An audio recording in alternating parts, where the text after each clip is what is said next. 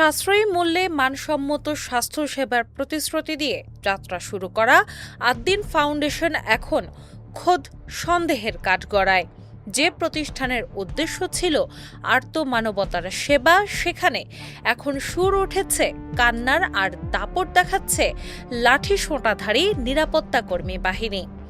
সম্প্রতি মগবাজারের আদ্দিন হাসপাতালে ৬ নবজাতকের রহস্যজনক মৃত্যু এবং পরবর্তীতে সাংবাদিকদের ওপর বর্বরোচিত হামলা পুরো স্বাস্থ্য খাতকে এক চরম বিতর্কের মুখে ঠেলে দিয়েছে।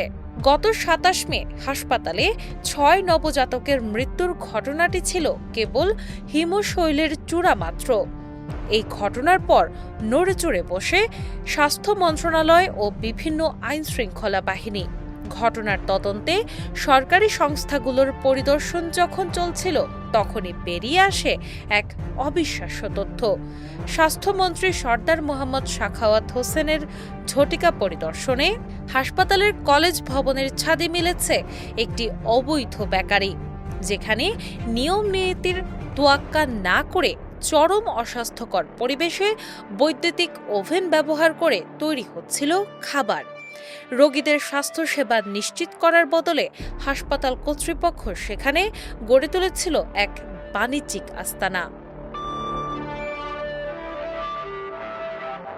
হাসপাতালের এই অনিয়মের চিত্র ফুটেজ নিতে সাংবাদিকরা ভেতরে প্রবেশ করতে চাইলে পরিস্থিতি মোড় নেয় হিংস্রতায়। অভিযোগ রয়েছে, হাসপাতালের নিরাপত্তা ও পরিচ্ছন্নতা কর্মীরা লাঠি সোঁটা নিয়ে সাংবাদিকদের উপর ঝাঁপিয়ে পড়ে। টাইমস অব বাংলাদেশের কাজী জাহিদ সহ একাধিক সাংবাদিক আহত হন। ভেঙে ফেলা হয় বৈশাখী টিভির ক্যামেরা। অথচ আইনশৃঙ্খলা বাহিনীর সদস্যদের চোখের সামনেই ঘটল এই ন্যাক্কারজনক ঘটনা। হাসপাতাল কর্তৃপক্ষের দাবি, সাংবাদিকরা পরিচ্ছন্নতা কর্মীদের ঝাড়ুদার বলে অপমান করেছে। যে হাসপাতাল কর্তৃপক্ষ রোগীদের জীবনের সুরক্ষা দিতে ব্যর্থ হয়েছে, তারা এখন তাদের কর্মীদের মান সম্মান রক্ষায় সাংবাদিকদের ওপর লাঠি চালানোর দায় এড়ানোর আপ্রাণ চেষ্টা করছে। ঘটনার তীব্র নিন্দা জানিয়ে স্বাস্থ্যমন্ত্রী সরদার মোহাম্মদ সাখাওয়াত হোসেন বলেছেন, গণমাধ্যম কর্মীদের কাজে বাধা দেওয়ার অধিকার কারণেই। মন্ত্রী স্পষ্টভাবে জানিয়েছেন, সাংবাদিকদের কোনো ক্রমে কেউ বাধা দেওয়া উচিত না। এটা নিশ্চয়ই এখনো মেসেজ পাবে, আমরা এটা সবাইকে জানাবো যে কোনো ক্রাইসিসে সাংবাদিকরা তো আমাদের নিউজ দেয়, ওটার ভিত্তিতে তো আমরা কাজ করি। এটা আপনি বলেছেন ভালো, আমরা ইনস্ট্রাকশন দেব যাতে করে সাংবাদিকদের কমফোর্টেবলি যাতে অ্যাক্সেস দেওয়া হয় without disturbing the patients under treatment. এটা খুব দুঃখজনক ঘটনা। আমি যখন কালকে গিয়েছিলাম, আমার সাথে ১-২ জন সাংবাদিক ছিল, তারা কিন্তু ভিতর পর্যন্ত আমার সাথে ঘুরেছে।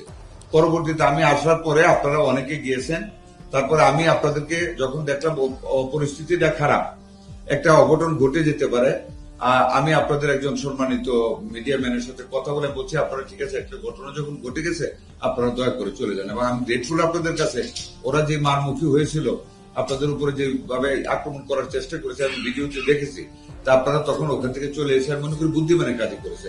তবে যাতে আপনাদের সাথে ভবিষ্যতে এই ধরনের আচরণ না করা হয়, সেভাবে আমরা সব জায়গায় ইনস্ট্রাকশন দেব। একটি হাসপাতাল যখন ক্লিনিকের বদলে বেকারিতে রূপ নেয় এবং দায় এড়াতে পেশাদার সাংবাদিকদের উপর বাহিনী লেলিয়ে দেয়, তখন সেখানে সাধারণ মানুষের জীবনের নিরাপত্তা কোথায়?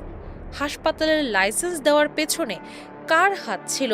আর এই অপকর্মের নেপথ্য ব্যুৎপত্তি কারা? সেই উত্তর খুঁজছে এখন গোটা দেশ। আদ্দিন কি তবে সেবার মুখোশ পরে কোনো অন্ধকার সাম্রাজ্য চালাচ্ছিল? দিনা ইসলাম, বাংলা বাজার পত্রিকা।